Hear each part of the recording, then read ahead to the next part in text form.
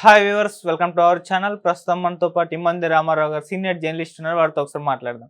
Sir నమస్కారం. Sir నమస్తే బాబు. Sir Allu Arjun గారు శిల్పారావు గారి కోసం ఎప్పుడైతే ప్రచారానికి వెళ్ళడం చూసామంటే, ప్రచారం కాదు కానీ స్నేహితుడిగా అభినందించడానికి వెళ్ళారో ఆ టైం నుంచి మెగా ఫ్యామిలీకి అల్లు ఫ్యామిలీకి మధ్య ఒక వివాదం నడుస్తుంది అని చెప్పేసి బయటకు వార్తలు రావడం చూసాము.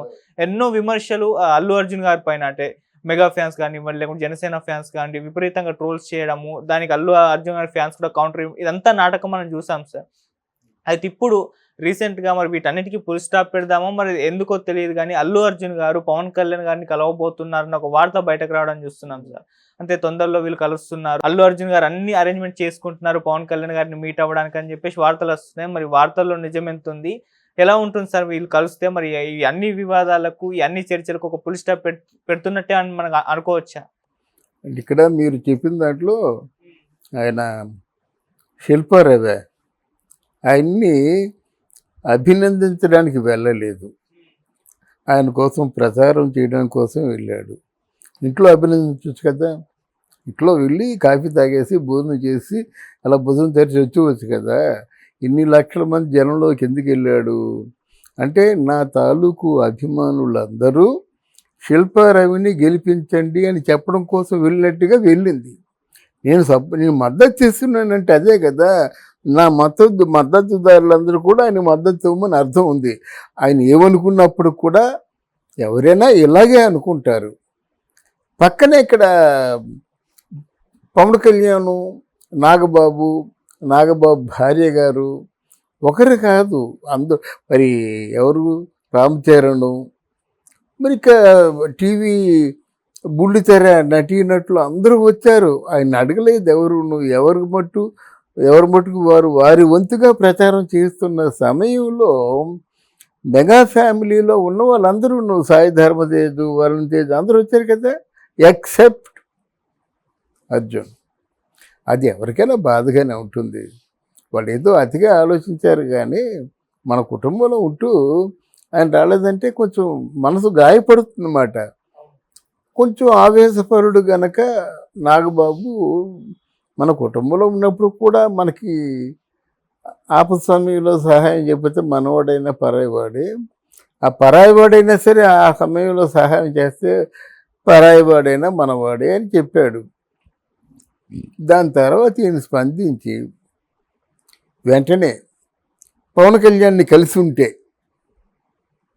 పవన్ కళ్యాణ్ని కనీసం ఎలక్షన్ ముందేనా కలిసి ఉంటే, పవన్ కళ్యాణ్తో కనీసం 5 నిమిషాలు ఉంటే ఈ వివాదం సద్దుమణిగిపోయేది కదా. అంతే కదా, తర్వాత కూడా 2-3 రోజులు చేశారు కదా. ఒక్కసారి వెళ్ళి ఏదో అనుకున్నాను, నేను అనుకున్నది ఇది కాదు, ఇదేదో అయ్యేలా ఉంది మామయ్య అని చెప్పేసి ఇక్కడ మీరు ఒక సిట్టింగ్ ఒకసారి కూర్చొని లేచి అభివాదం చేసి వెళ్ళిపోయినట్టయితే ఈ వివాదానికి అవకాశమే లేదు. నాగబాబు కూడా ఈ ట్వీట్ పెట్టేవాడు కాదు. అది లేకుండా ఏమైపోయిందంటే, ఇక్కడ పవన్ ఫ్యాన్స్ కానీ అల్లు అర్జున్ ఫ్యాన్స్ కానీ వీళ్ళిద్దరూ కూడా ఇండివిజువాలిటీ ఉన్నవాళ్ళు. ఫ్యాన్స్లో కొంచెం గట్టి ఫ్యాన్స్ వీళ్ళు. పవన్ ఫ్యాన్ అంత తేలిగ్గా ఊరుకోడు.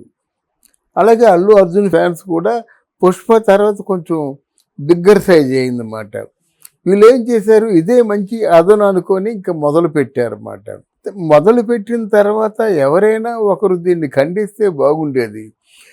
ఎంతవరకు వెళ్ళిందంటే, అల్లు రామలింగ గారికి చిరంజీవి గారికి కంపేర్ చేసుకున్నంత వరకు వెళ్ళింది. అది నాన్ సెన్స్. కాకపోతే very Chiranjeevi and very Allu Ramalinga అంటే, నేను అల్లు రామలింగిని చూశాను, చిరంజీవి గారిని చూశాను. చిరంజీవి గారితో నాకు అంత ప్రత్యక్ష పరిచయం లేకపోయినా ఏదో 1-2 సందర్భాల్లో కలుసుకున్నాం. అది ఇప్పుడు పోల్చుకోకపోవచ్చు కూడా. ఆయనలో ఉన్న మానవతా విలువల్ని నేను మెచ్చుకుంటా. అలాగే ఎవరు మెచ్చుకొని సినిమాల్ని కొన్ని మెచ్చుకుంటా. చంటబ్బాయి ఎంత గొప్ప నటన ప్రదర్శించాడో తెలియదు. తర్వాత ఇంకొక సినిమా చూశానండి, ఆపద్ బాంధవుడు. దానికి ఎందుకు నిజంగా జాతీయ అవార్డు రాలేదని చాలా బాధపడ్డాను నేను. బాధపడి బయట చెప్పా కూడా, చాలా వీడియోలో చెప్పా. మూడోది సైరా నరసింహారెడ్డి, చాలా కష్టపడ్డాడు ఆయన. అట్లాంటి వాళ్ళకి ప్రోత్సాహం లేకపోతే ఎందుకండి ఈ అవార్డులని ఏం చేయగలో మనకు తెలియదు. కానీ అది అందువల్ల నాకు ఆయన అభిమానం.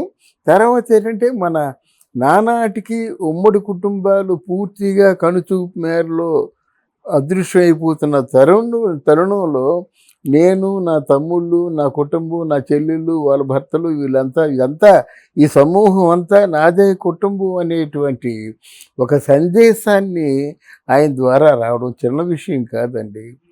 అది చూస్తేనే ఇప్పుడు ఇంతమంది కంటతడి ఎందుకు పెట్టారు ఏంటి? ఈ రోజుల్లో అన్నయ్య కాళ్ళకి నమస్కారం పెడతాడా ఈ పొజిషన్లో ఉండి? ఈ రోజుకి వదిన కాళ్ళకి నమస్కారం పెడతాడా ఈ పొజిషన్లో ఉండి?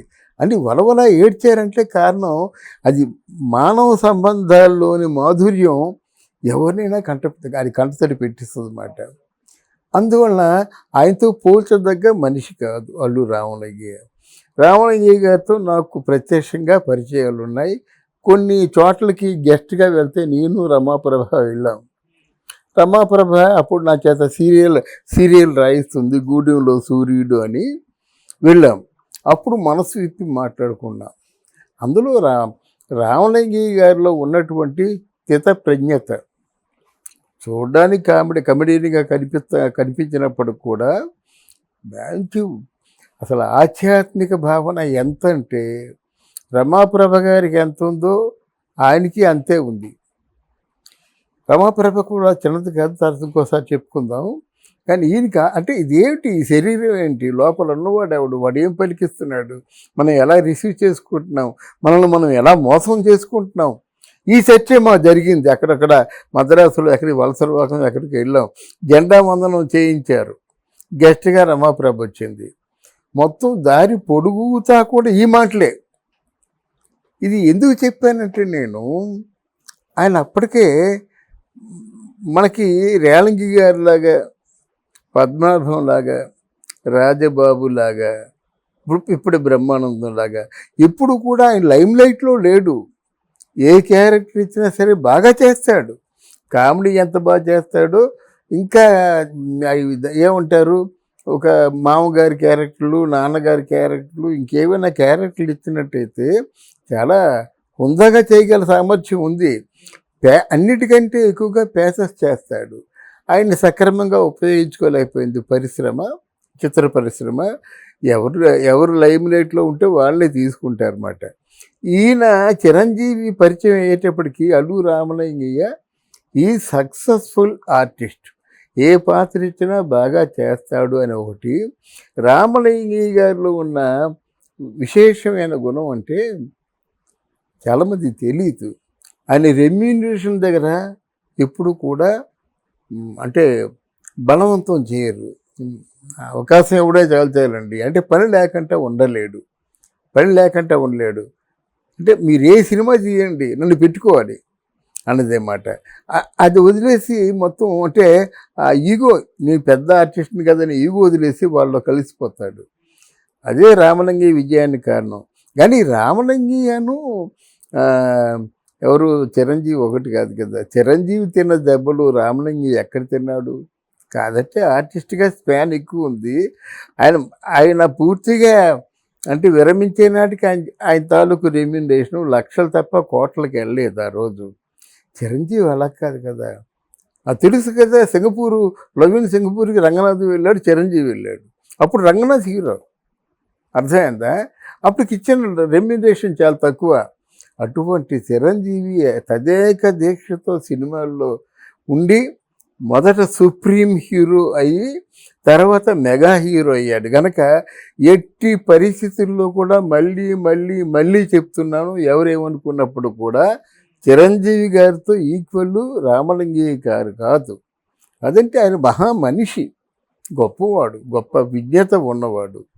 దాన్ని ఒక మాట అన్నారు వీళ్ళు, అది అర్జున్ ఫ్యాన్స్ అన్నారో ఎవరన్నారో తెలియదు, కానీ మా అల్లుడు అవ్వకపోయినట్టే మీరు బాపట్లలో పంచర్లు వేసుకునేవారే అన్నాడన్నమాట. ఆ మాట కొంచెం బాధ అనిపిస్తుంది ఎవరన్నా సరే. ఒకవేళ మన అర్జున్ చూశారనుకోండి, వాడు ఫోన్ చేసి వెంటనే తీసేయండి చెప్పాలి కదా, అది కొనసాగింది కదా. అంటే ఆ ట్వీట్తో మీకు కూడా పరిచయం ఉందని అనుకుంటారు కదా, మీరు చూడకపోతే ట్వీట్ ఎవరు చేశారో ఫ్యాన్ గ్రూప్స్ ఎన్నో ఉంటాయి కదా సార్, ఎవరు పెట్టింటారో తెలియదు కదా. తెలుస్తుంది కదా. ఇటువంటి ట్వీట్ చేశారు, ఎవరు చేసినప్పుడు కూడా మీరు సారీ, నిజంగా నా తాలూకు ఫ్యాన్స్ అయితే మీరు సారీ చెప్పండి, ఆ ట్వీట్ వెంటనే తీసేయండి, ఈ ట్వీట్ పెట్టిన దానికేమో మీరు క్షమాపణ చెప్పండి అని చెప్పొచ్చు కదండి. అది చూసిన తర్వాత ఒక తప్పు జరిగిపోయింది, ఆ తప్పుని సరిదిద్దుకోవడమే కదా. మనం ఎలా పోయినా పర్వాలేదు, వాడు కోట్లలో వాడు ఉన్నారు. ఇప్పుడు 100 కోట్లు తీసుకుంటున్నాడంటే ఏ స్థాయిలో ఉన్నాడు అంటే, మన క్యారెక్టర్ మీద ఏమైనా కొంచెం బురద జల్లారంటే మన చోట్ల సంపద అంతా కోల్పోతున్నాం కదా. అలాగే ఎంతమంది కోల్పోయారు, అది వివరాలు తర్వాత చెప్తా. అర్థమైందా? మీ క్యారెక్టర్ మీద ఎప్పుడైతే ఉందో అన్నిటికీ మీరు సమాధానం ఇవ్వద్దు. కానీ మీ క్యారెక్టర్ మీద, మీ తాలూకు అంటే సంకుచిత భావాల మీద ఎవరైనా ఫోకస్ చేసి ఎస్టాబ్లిష్ చేశారనుకోండి, మీరు వెంటనే ఖండించాలి. అలా ఖండించకపోవడం వల్ల జరిగినటువంటి